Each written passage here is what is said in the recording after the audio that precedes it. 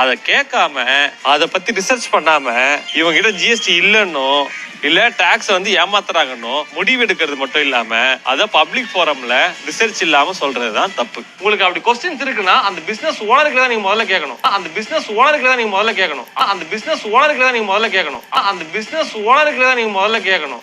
அப்ப கேட்டு உங்களுக்கு சரியான ஆன்சர் கிடைக்கலனாலோ இல்ல அவங்க கொடுத்த ஆன்சர் தப்பா இருந்தாலும் தான் நீங்க பப்ளிக் ஃபோரமுக்கு வரணும். நீங்க அவங்க கிட்ட கேட்கவே கேட்காம டைரக்டா பப்ளிக் ஃபோரம் வர்றது எதுக்காக?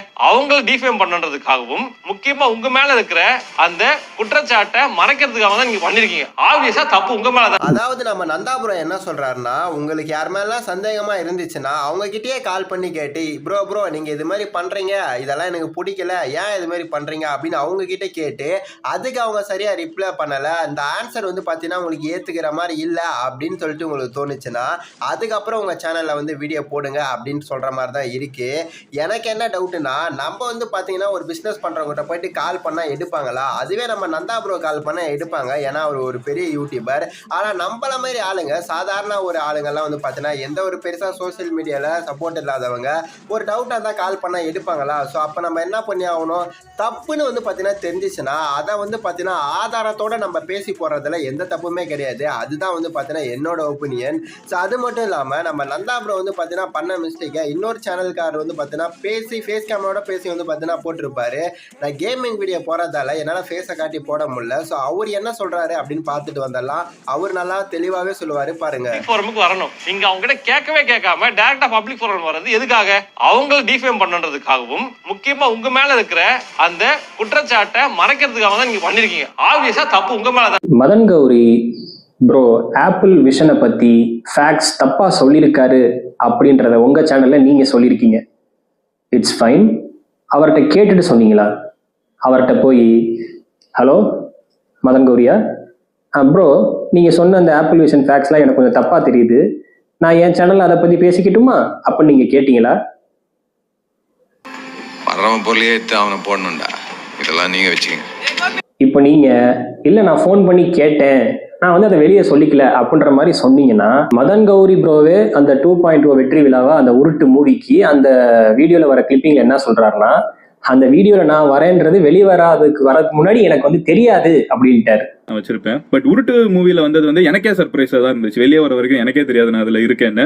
நீங்க ஏன் மதன் கௌரி ப்ரோட்ட போய் நீங்க சொன்னதுல இப்படி எனக்கு சில டிபேட்ஸ் இருக்கு, எனக்கு இப்படி சில கன்ஸ்ட்ரக்டிவ் கிரிட்டிசிசம்ஸ் இருக்கு, அதை பத்தி நான் பேச போறேன் அப்படின்னு சொல்லி மதன் கௌரி ப்ரோட்ட எதுவுமே கேட்காம டைரக்டா பப்ளிக் ஃபோரம்ல வந்து வீடியோ போட்டீங்க.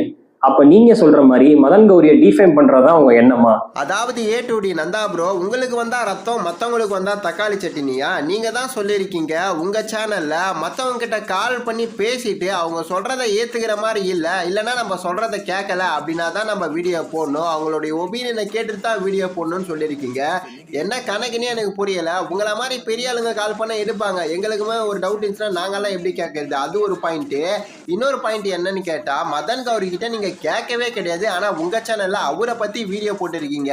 அப்பனா அவரை நீங்க டிஃபைன் பண்றதா வீடியோ போட்டீங்களா என்னன்னு தெரியலையே. இதை கூட விட்டலாம், நம்மளுக்கெல்லாம் தெரிஞ்ச விஷயம் தான். தமிழ் டீச்சர்னு ஒருத்தர் இருப்பாரு, உருட்டு மூவின்னு போட்டிருப்பாரு. இது வரைக்கும் அந்த வீடியோவுக்கு 40 லட்சம் வியூஸுக்கு மேல போயிருக்கும். நீங்க அவர்கிட்ட கால் பண்ணி ஹலோ தமிழ் டீச்சர் ப்ரோவா, நான் வந்து நீங்கள் பண்ண தப்பெல்லாம் நான் போட போகிறேன், உங்களுக்கு உங்கள் கருத்து என்னது, போட்டுமா வேணாமா, போடலாமா, இல்லை என்ன சொல்லுங்கள், கமிஷன் ஏதாவது கொடுக்குறீங்களா அப்படின்றத கேட்டு வந்து பார்த்தீங்கன்னா போட்டிங்களா இல்லை எப்படின்னு எனக்கு புரியலை. எப்படிங்க ஒரு தப்பு பண்ணால் அவங்ககிட்டே போயிட்டு கேட்பாங்க. அந்த தப்பை வந்து பார்த்தீங்கன்னா அவங்களுக்குள்ளே கேட்டு அவங்களுக்குள்ளே சால்வ் பண்ணுறது வந்து பார்த்தீங்கன்னா ஒரு இதுவே கிடையாது. அதை வந்து பார்த்தீங்கன்னா நீங்களும் அது கூட துணை போகிற மாதிரி, அதை வந்து பார்த்தீங்கன்னா நீங்கள் எக்ஸ்போஸ் பண்ணால் மட்டும்தான் வந்து பார்த்தீங்கன்னா அதுக்கு நீங்கள் உண்மையாக இருக்கிற மாதிரி அதை முதல்ல தெரிஞ்சுக்கிங்க. நீங்கள் வந்து பார்த்தீங்கன்னா ஒருத்தரை பற்றி பேசினா உங்களை பற்றி கேட்கக்கூடாது, ஆனால் மற்றவங்க வந்து பார்த்தீங்கன்னா ஒருத்தரை பற்றி பேசினா கேட்கணும். ஏன்னா உங்களுக்கு பிடிச்சவங்களை பற்றி போட்டாங்க அப்படின்றதுக்காக. இதுதான் எனக்கு சுத்தமாக புரிய மாட்டேங்குது. இன்னும் நிறைய விஷயங்கள் எல்லாம் இருக்குது, என்னால் ஃபேஸ் கேம் பண்ணி போட முடியல. அப்படி போட முடிஞ்சிருந்தா இன்னும் தெளிவாக எக்ஸ்பிளைன் பண்ணியிருப்பேன்.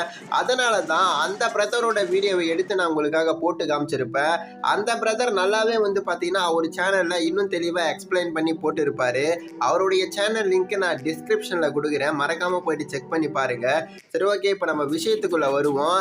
நம்ம நந்தா ப்ரோ வந்து பார்த்தீங்கன்னா தப்பை சரியா பண்ணா தப்பிச்சிடலாம் அப்படின்னு சொல்லிட்டு வந்து பார்த்தீங்கன்னா ஒரு மாஸ்டர் மைண்ட் அப்படின்னு கூட சொல்லலாம். ஏன்னா எவ்வளோ மிஸ்டேக் பண்ணியிருக்காரு பாருங்க. நான் ஏன் அவரை மாஸ்டர் மைண்ட் அப்படின்னு சொன்னேன்னா, அவருக்கு எனக்கு எந்த பகையுமே கிடையாது. ஒரு நல்லா எல்லா ஸ்கேமையும் எக்ஸ்போஸ் பண்ற அவரு அந்த விஷயத்துக்கு ஏன் துணை போனாரு அப்படின்னு தெரியல. அந்த ஒரு விஷயம் எனக்கு ரொம்ப கஷ்டத்தை தந்துச்சு. அதனால தான் கேமிங் சேனலா இருந்தாலும் நான் இதை பத்தி பேசுறேன். இன்னொரு ஒரு ஆதாரம் இருக்கு, அதையும் பார்க்கலாம் வாங்க. இப்போ வந்து பார்த்தீங்கன்னா நம்ம ஒரு பிரதரை பத்தி பேசியிருந்தோம் பார்த்தீங்களா, அந்த பிரதரோட சேனல்ல இருந்து ஒரு கிளிப் எடுத்து உங்களுக்காக போட்டு காமிச்சிருப்பேன். ஸோ அவருடைய சேனலுக்கு கீழே இருக்கிற கமெண்ட் செக்ஷன் தான் இதெல்லாம். எல்லா கமெண்ட்டையும் வந்து பார்த்தீங்கன்னா படிச்சு பாருங்க, உங்களுக்கு நல்லாவே புரியும்.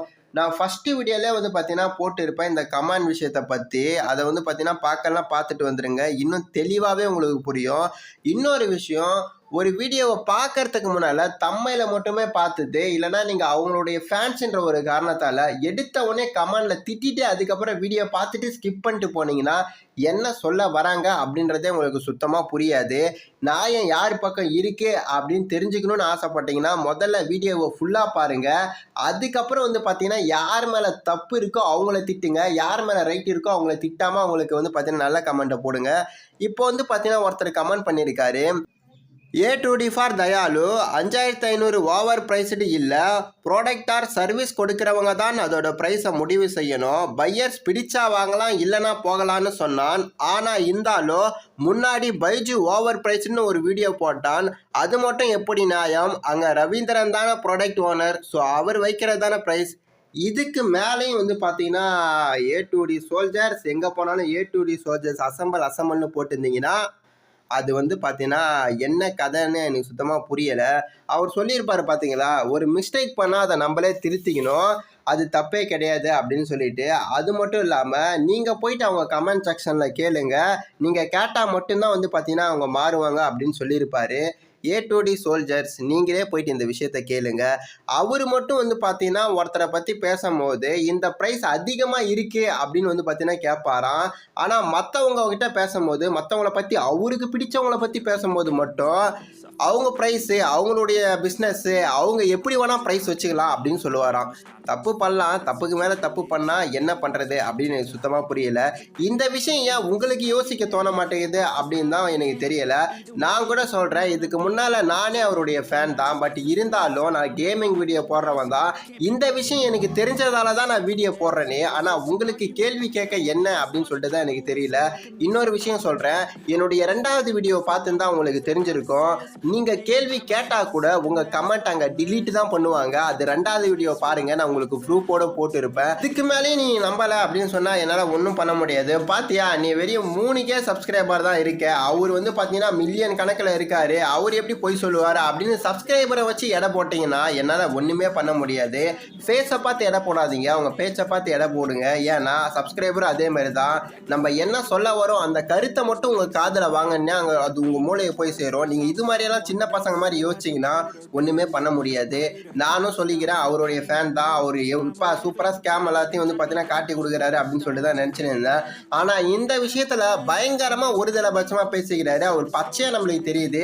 இதுக்கு மேலேயும் நான் நம்ப மாட்டேன், நீ ஒரு தற்குறிடா அப்படின்னு வந்து பார்த்தீங்கன்னா நீங்கள் சொன்னீங்கன்னா நான் ஒன்றுமே பண்ண முடியாது. ஏன்னா யார் தற்குறி அப்படின்னு சொல்லிட்டு வந்து பார்த்தீங்கன்னா நீங்கள் யோசிச்சு பார்த்தாலே தெரியும். ஸோ ஓகே நண்பா, நான் வந்து பார்த்தீங்கன்னா இன்னும் வீடியோவில் அவரை பற்றி டீட்டெயில் நிறைய இருக்குது, ப்ரூஃபெல்லாம் என்கிட்ட நல்லா தெளிவாகவே இருக்குது. அதெல்லாம் சொன்னால் என்ன ப்ரோ அவரு போயிட்டு இப்படி இருக்காரு அப்படின்னு சொல்லிட்டு நீங்களே நினைப்பீங்க. அந்த அளவுக்கு என்கிட்ட ப்ரூஃப் இருக்குது. இதுக்கு மேலே நீங்கள் நம்பலைன்னா கமெண்டில் என்னை திட்டினீங்கன்னா நான் வந்து பார்த்தீங்கன்னா அந்த ப்ரூஃபை A2D உருட்டு மூவி அப்படின்னு வந்து பார்த்தீங்கன்னா போட வேண்டியதாக இருக்கும். ஸோ ஓகே நண்பா, வந்து பார்த்துக்குங்க. யாருமே வந்து பார்த்தீங்கன்னா நல்லவங்க கிடையாது, பயோவில் பார்த்தாலே தெரிஞ்சிருக்கும். வந்து பார்த்தீங்கன்னா உன்னை நேசி ஒருவரையும் நம்பாதே, ஓகேங்களா? அந்த அனுபவத்தில் நான் சொல்கிறேன். அதனால் உன்னை மட்டும் நீ நேசி, யாருமே உண்மையானவங்களே கிடையாது சொல்லப்போனால், ஓகேங்களா? எல்லாமே யூடியூப்பில் வீடியோ போடுறது எதுக்கு? காசுக்காக தான். அவர் அவ்வளோ சம்பாதிச்சிருக்காரு, ஆனால் வந்து பார்த்தீங்கன்னா யாருக்காச்சும் உதவி செஞ்சுருக்காரா? நான் அவரை மட்டும் சொல்லலை, எவ்வளோ யூடியூபர் உங்களுக்கு தெரிஞ்சவங்க இருக்காங்க. ஒரு 100 ரூபாய் சம்பாதிக்கிறாங்கன்னா அதில் 70 ரூபாய் அவங்க எடுத்துக்கின, மீதி 30 ரூபாய் யாருக்குன்னா கொடுத்தா தாங்க உண்மையான யூடியூபர். தமிழ் கேமிங் தெரிஞ்சிருக்கும்னு நினைக்கிறேன். ஸோ அது மாதிரி இருந்துச்சுன்னா எந்த ஒரு ப்ராப்ளம் கிடையாது. ஏன்னா வியூஸ் பார்க்குற உங்களுக்கு, வீடியோ ஆடியன்ஸாக இருக்கிற உங்களுக்கு என்ன தான் கிடைக்க போகுது? அவங்க இவங்கள திட்டுறாங்க, இவங்க அவங்கள திட்டுறாங்க, பார்க்குற நீங்கள் தான் ஜோக்கராக போயிட்டு, அதாவது ஒரு படத்தில் சொல்லுவாங்க பார்த்தீங்களா, நீங்கள் வந்து பார்த்தீங்கன்னா எங்கள் பரம்பரை சண்டை உங்கள் பரம்பரை சண்டைன்னு போட்டு காசை வந்து பார்த்தீங்கன்னா நீங்கள் எடுத்துன்னு போயிடுவீங்க. நாங்கள் லாலிபப்பை சப்பினே போகணுன்ற மாதிரி பார்த்துட்டு சப்பினே தான் போகணும். அதனால தெளிவாகிடுங்க. கேள்வி கேளுங்க. கேள்வி கேட்டால் மட்டும்தான் வந்து பார்த்தீங்கன்னா நீங்கள் ஏ2டி நந்தா ப்ரோவிட்டே கமெண்ட் செக்ஷனில் வந்து பார்த்தீங்கன்னா போய் கேளுங்க, ஏன் ப்ரோ இதுமாரி பண்ணுறேன்னு சொல்லிட்டு. கண்டிப்பாக டிலீட் பண்ணுவாங்க. இது வரைக்கும் அப்படி தான் பண்ணுகிறாங்க. சரி ஓகே, அதே மீறியான தற்கொலைன்னு சொன்னீங்கன்னா நாய் வேலை நிமித்த முடியாது. ஸோ அதே மாதிரி தான் உங்களையும். ஓகே நண்பா, அடுத்த வீடியோவில் பார்க்கலாம். பாய்.